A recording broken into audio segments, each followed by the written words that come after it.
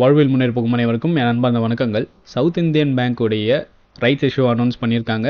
இப்போதைக்கு என்கிட்ட 300 குவான்டிட்டி இருக்குது.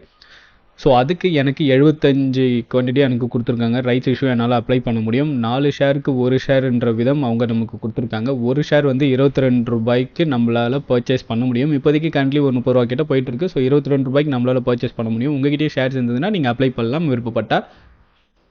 ரைட்ஸ் இஷ்யூவோடைய என்டைட்டில்மெண்ட் வந்து நமக்கு மார்ச் 5 முடிஞ்சிருச்சு. ஸோ இப்போ ஓப்பனிங் டேட் நமக்கு மார்ச் 6. ஸோ மறுபடியும் ஒரு வேளை ரைட்ஸ் இஷ்யூவெல்லாம் பை பண்ணலாம் அப்படின்னா ரைட்ஸ் என்டைட்டில்மெண்ட்டோடைய லாஸ்ட் டேட் பார்த்தீங்கன்னா நமக்கு மார்ச் 14. இஷ்யூ க்ளோசிங் வந்து நமக்கு மார்ச் 20. நமக்கு ஓவராலாக டேட் ஆஃப் லிஸ்டிங் வந்து ஏப்ரல் 12 கொடுத்துருக்காங்க. டேட் ஆஃப் கிரெடிட் வந்து நமக்கு April 9. So date of allotment நமக்கு ஏப்ரல் 5 கொடுத்துருக்காங்க.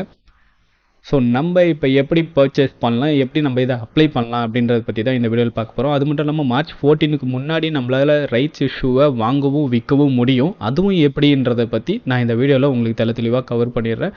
ஸோ வீடியோவை ஸ்கிப் பண்ணாமல் கடைசி வரைக்கும் பாருங்கள்.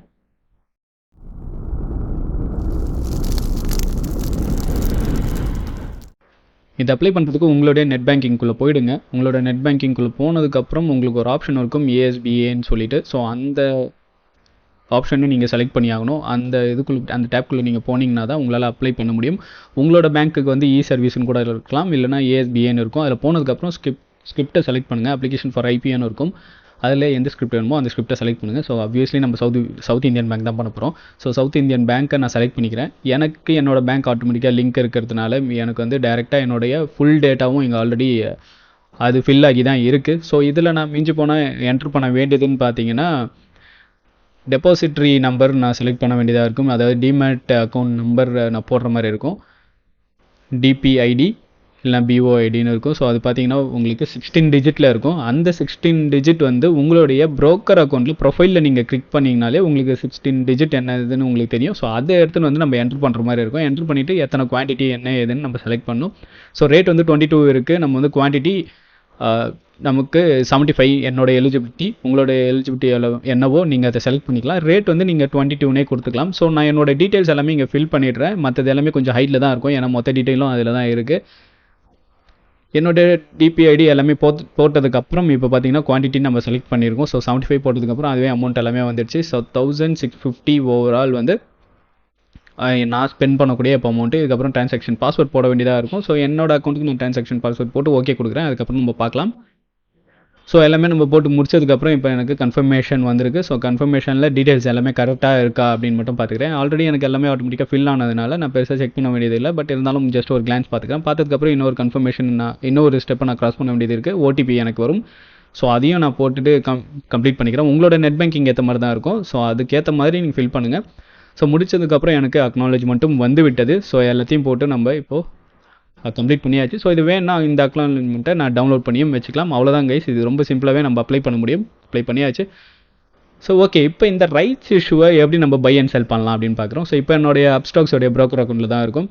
ஸோ அங்கே பார்த்தீங்கன்னா நீங்கள் உங்களுடைய சார்ட்டை வாட்ச் லிஸ்ட்டில் போய்ட்டு நீங்கள் டைப் பண்ணுங்கள். ஸோ சவுத் REன்னு இருக்கும், சவுத் இந்தியன் பேங்க் REன்னு இருக்கும். அது வந்து ரைட்ஸ் என்டைட்டில்மெண்ட்டு. இப்போதைக்கு அது ட்ரேட் ஆகிட்டு இருக்கிறதுன்னு பார்த்தீங்கன்னா 7.15 ட்ரேட் ஆகிட்டு இருக்கு. ஆல்மோஸ்ட் ஹை வந்து ஒரு 8.50 வரைக்கும் ஹை போயிருக்கு. அதாவது இப்போ என்கிட்ட 75 ஷேர் இருக்கு இல்லையா, அந்த 75 × 7.15 இப்போதைக்கு ட்ரேட் ஆகிட்டு இருக்கு இல்லையா, இந்த அளவுக்கு எனக்கு ப்ராஃபிட்டில் தான் போயிட்டு இருக்கு. நான் வேணும்னா என்னுடைய ரைட்ஸ் என்டைட்டில்மெண்ட்டை நான் விற்ற முடியும். இப்போ இந்த இடத்துல கூட என்னால் செல் பண்ண முடியும். ஆல்மோஸ்ட் எனக்கு ஒரு 500 ரூபாய்க்கு மேலே ஏதோ ப்ராஃபிட்டில் போயிட்டுருக்கு. ஸோ நான் வேணும் அப்படின்னா நான் இந்த இடத்துல செல் பண்ணலாம். சப்போஸ் யாராவது பை பண்ணுற மாதிரினா இந்த இடத்துல பை பண்ணுறதுக்கு நான் ரெக்கமெண்ட் பண்ண மாட்டேன். ஏன்றதை சொல்லிடுறேன். ஏன்னா ப்ரைஸ் வந்து இப்போ தான் வந்து ஓப்பன் ஆகிருக்கு நமக்கு ரைட்ஸ். ஸோ அதனால் இந்த இடத்துல இருக்குது. இன்னும் டேட் நெருங்க இந்த 14 தான் நமக்கு க்ளோஸ் டேட் கொடுத்துருக்காங்க, ரைட்ஸ் என்டைட்டில்மெண்ட்டோட க்ளோஸ் டேட்டு. ஸோ அது வரைக்கும் நமக்கு கீழே இறங்குறதுக்கு கூட சான்ஸ் நிறையா இருக்குது. எதுக்காகனா நம்ம இப்போ ரைட்ஸ் அப்ளை பண்ண போகிறோம்னு வச்சுக்கோங்களேன், நம்ம வந்து 22 ரூபீஸ்க்கு பை பண்ண வேண்டியதாக இருக்கும். ஸோ இப்போ 7 ரூபீஸ்க்கு நம்ம பை பண்ணிட்டோம் அப்படின்னா ஓவராலாக நம்ம ஸ்பெண்ட் பண்ணக்கூடிய அமௌண்ட் வந்து 29 ரூபாயாக இருக்கும். ஆல்ரெடி சவுத் இந்தியன் பேங்கே இப்போ கிட்டத்தட்ட 30 ரூபாவில் தான் போயிட்டுருக்கு. ஸோ ஆல்ரெடி அந்த ரேட்டில் இருக்கும்போது நம்ம பை பண்ணுறது வந்து கொஞ்சம் ரிஸ்க்கான ஒரு விஷயம் தான். அதாவது 7 ரூபீஸ் இந்த ரேஞ்செலாம் பை பண்ணுறது. இதுவே ஒரு 3 ரூபாயிலையோ இந்த ரைட்ஸை வந்து ஒரு 3 ரூபாயிலையோ இல்லை ஒரு 2 ரூபாயிலையோ பை பண்ணோம்னா நமக்கு ஓரளவுக்கு ப்ராஃபிட்டபிளில் நல்லா போகிறதுக்கான சான்சஸ் இருக்குது. ஏன்னா அப்போ தான் நமக்கு ஓவரால் நம்ம ஸ்பெண்ட் பண்ணக்கூடிய அமௌண்ட் வந்து 24 ரூபாயிலேருந்து 25 ரூபாய் ரேட்டில் இருக்கும். இந்த ரேட்டில் பை பண்ணோம்னா நமக்கு சவுத் இந்தியன் பேங்க் திரும்பவும் அது ஒரு ஹை போகுது, இப்போ லாஸ்ட்டாக ஆச்சு இந்த 52 வீக் ஹையை திரும்ப போய் அடிக்க போகுது அப்படின்னா கூட நமக்கு நல்ல ப்ராஃபிட்டபிளில் திரும்பவும் மூவ் ஆகிறதுக்கான சான்சஸ் இருக்குது. ஸோ எப்பயுமே வந்து நம்ம ஒரு லோ ப்ரைஸில் பை பண்ணுறது நல்லது. நமக்கு வால்யூமும் பார்த்தீங்கன்னா சூப்பராகவே தான் போயிட்டுருக்கு. வேணும்னா கூட இந்த இடத்துல பை அண்ட் செல் திரும்ப கூட பண்ணிக்கலாம். இப்போ கூட நான் ப்ராஃபிட்டில் விற்றுட்டு திரும்ப டே லாஸ்ட் இந்த 13 இல்லை 14 அந்த டைமில் கூட என்ன பண்ணலாம்னா நான் திரும்ப கூட பர்ச்சேஸ் பண்ணிக்கலாம். ஓவரால் வால்யூம் பார்க்குறப்போ கிட்டத்தட்ட ஒரு சின்ன ட்ரேடிங்கில் தான் போயிட்டுருக்கு. ஓவரால் பெரிய லிக்விடிட்டி கூட கிடையாது. ஆல்மோஸ்ட் ஒரு வால்யூம் பார்த்தீங்கன்னா நமக்கு ஒரு 1 lakh above தான் போயிட்டுருக்கு, 1.5 lakh அந்த மாதிரி தான் போயிட்டுருக்கு. ஸோ இந்த ரேஞ்சஸில் வேணும்னா பை பண்ணலாம். ப்ரைஸ் பார்த்தீங்கன்னா இப்போதைக்கு ஆவரேஜாக நமக்கு இந்த ப்ரைஸில் தான் போயிட்டுருக்கு. 7.15 7.20 தான் போயிட்டு. இப்போ இந்த இடத்துல ஒரு 1000 குவான்டிட்டி போட்டு நம்ம பை கொடுத்தோன்னா நமக்கு பை ஆகிறதுக்கு நிறைய சான்ஸ் இருக்குது. ஒரு வேளை அந்த இடத்துல யாராவது செல் பண்ணாங்கன்னா நமக்கு பை ஆகலாம். பட் பை பண்ணால் என்ன ஒரு சிக்கல் வரும்னா, இப்போ இந்த 1000 குவான்டிட்டி நம்ம பை பண்ணுறோம், 1000 into 7.20 நம்ம கொடுத்தோன்னா நம்ம ஓவரால் ஸ்பெண்ட் பண்ணக்கூடிய அமௌண்ட்னு பார்த்தீங்கன்னா 7200 நம்ம செலவு பண்ணுற மாதிரி வரும். ஸோ இந்த 7200 கொடுத்து இப்போ நம்ம இதை பர்ச்சேஸ் பண்ணிட்டோம்னா இந்த ரைட்ஸ் நமக்கு வந்துடும். இதை வச்சு நம்மளால் போயிட்டு அந்த 22 கூடிய ரைட்ஸை போயிட்டு அப்ளை பண்ண முடியும் நம்மளால். அப்போ நம்ம அப்ளை பண்ணும்போது நம்மக்கிட்ட ஒரு 1000 ஷேர்ஸ் இருக்கும் இல்லையா, ஸோ அதை நம்ம அப்ளை பண்ணோம், நமக்கு 22,000 நமக்கு தேவைப்படும். ப்ளஸ் கூடவே இந்த 7200 ஆல்ரெடி நம்ம செலவு பண்ணதாக இருக்கும். அப்போ ஓவரால் பார்த்தோன்னா நமக்கு 29,200 வந்து நம்ம செலவு பண்ண வேண்டியதாக இருக்கும்.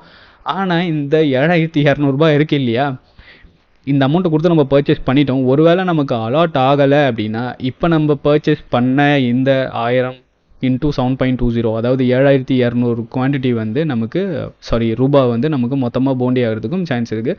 மோஸ்ட்லி நமக்கு கிடைச்சிரும். பட் கிடைக்கல அப்படின்னா நமக்கு இந்த காசு வந்து மொத்தமாக போகிறதுக்கு தான் வாய்ப்பு இருக்குது. ஸோ அதனால் இவ்வளோ பெரிய ரிஸ்க்கை நம்ம எடுக்கணுமான்னு கேட்டிங்கன்னா என்னை பொறுத்த வரைக்கும் நான் பண்ண மாட்டேன். உங்களுக்கு நீங்கள் ஏற்ற மாதிரி நீங்கள் பண்ணலாம். ஸோ ரைட்ஸ் இஷ்யூவை எப்பயுமே எப்படி அப்ளை பண்ணலாம் என்ன ஏதுன்றதை தெரிஞ்சுட்டு பண்ணுங்கள். நிறைய பேர் என்ன பண்ணுவாங்கன்னா இந்த ரைட்ஸ் இஷ்யூவை வாங்குறதுக்கு இப்போ போயிட்டு நிறைய பேர் பை அண்ட் செல் பண்ணிட்டு இருப்பாங்க ஓப்பனிங்லேயே. ஸோ எப்பயுமே ஓப்பனிங்கில் பண்ணுறது எப்போ இருந்தாலும் ஒரு ரிஸ்க் தான். ஸோ கொஞ்சம் அட்லீஸ்ட் வெயிட் பண்ணி அட்லீஸ்ட் மண்டேக்கு அப்புறம் மண்டே டியூஸ்டே வெனஸ்டேல தான் நமக்கு க்ளோஸ் ஆக போகுது. ஸோ டியூஸ்டே வெனஸ்டே அந்த டைமில் கூட பார்த்துட்டு பர்ச்சேஸ் பண்ணலாமா வேணாமல் டிசைட் பண்ணிக்கலாம். இது எதுவுமே தெரியாமல் நீங்கள் பண்ணாதீங்க. ஓகே, நீங்கள் நம்மளோட கோர்ஸில் ஜாயின் பண்ணணும்னா உங்களுக்கு லிங்க் டிஸ்கிரிப்ஷனில் தரேன். ப்ரீமியம் சேனலில் நீங்கள் ஜாயின் பண்ணலாம். OI Pulse லிங்க்குமே தரேன், நீங்கள் ஜாயின் பண்ணிக்கோங்க. ப்ரோமோ கோடும் இருக்குது. மீண்டும் அடுத்த ஒரு சுவாரஸ்யமான வீடியோவில் உங்களை சந்திக்கிறேன். பாய்.